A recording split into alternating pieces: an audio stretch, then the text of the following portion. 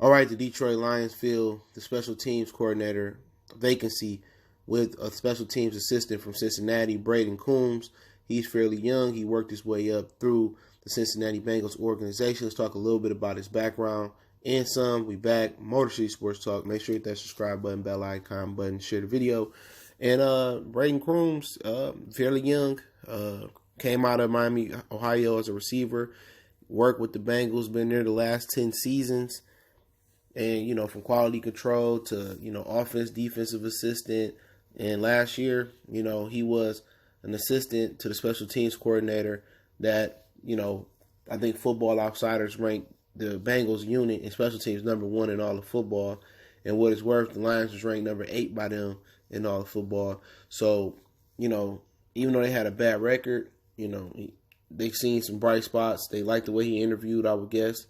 And now he's on the team. This is the third special teams coordinator the Lions had in 3 years. Last year, to me, it seemed like the top 8, but they did have some big players on special teams. They had a lot of boneheaded penalties and fumbles early on as well.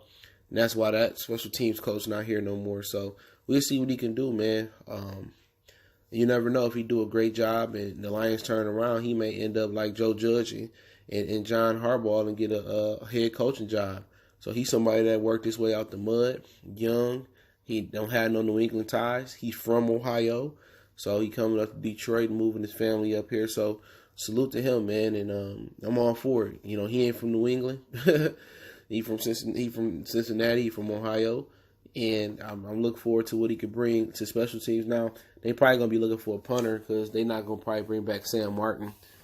So they're looking for a punter, and you never know what can happen to Jamal Agnew. But, one thing about special teams is you're working with both sides of the ball, offense and defense. But with this particular unit, you gotta instill discipline, structure. You know what I'm saying? Situational football. All right. If it's a situation where you want him to fair catch, hey, you fair catch it.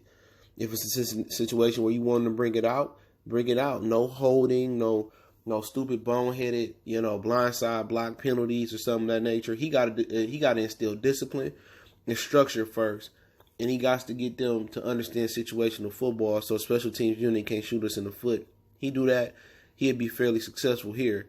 But he young, you know what I'm saying? And hopefully, he take advantage of this shot. But also, before they go to Mobile, the Lions have a tight end coach opening. I think they got a linebacker coach opening, defensive coordinator opening, linebacker coach opening, D-line coach opening, if I ain't said that already. I think they got several openings left on this team, and I think Matt Patricia was forced by Martha Ford in the top to fire some coaches. He shuffled some things around. He upgraded or he promoted somebody to offensive line coach, which I think was stupid. He should have brought somebody in that knew what they was doing. That's a critical part, especially when your running game is as pathetic as the Lions, and especially when your quarterback is coming off 2 years with a broken back. He should have got somebody in there that was experienced, that took, other offensive lines and done great things. But, hey, this is his show. You know what I'm saying? But for them to go outside the, Patriot organization, the Patriot system, to get a coach, that may bode well. They interviewed the former Wisconsin coach who's with the New England Patriots right now for defensive coordinator. So I'm not sure how the coordinator search going. But a lot of people feel that they was blaming Paul Pasqualoni for that. But it wasn't Paul Pasqualoni. Patricia is the spearhead of that defense. He's not going to go out here and get a defensive coordinator that don't share his philosophy. That's what people got to understand. He is not going to get a defensive coordinator that doesn't share that same philosophy. He is going to be running the show.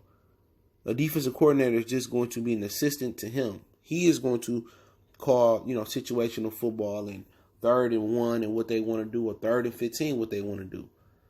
That beta male defense that he run with no aggressiveness and no testosterone in it, that's his calling card. Go look in New England. All right, but shout out to Brayden Coombs. Hopefully, he does a great job here and he end up, getting upgraded and doing great things throughout his career, and he could help bring us a lot of victories. Don't forget, we on Facebook, Instagram, Twitter. Reach out to the email if you have a business question, inquiry, sponsorship, a video quest. Keep sharing the videos. Want to make a donation to the channel? That information is there. Let me know what you guys think about the hire and who could fill some of the openings on that team. I'll link an article in the description. One time for the one time, we gone.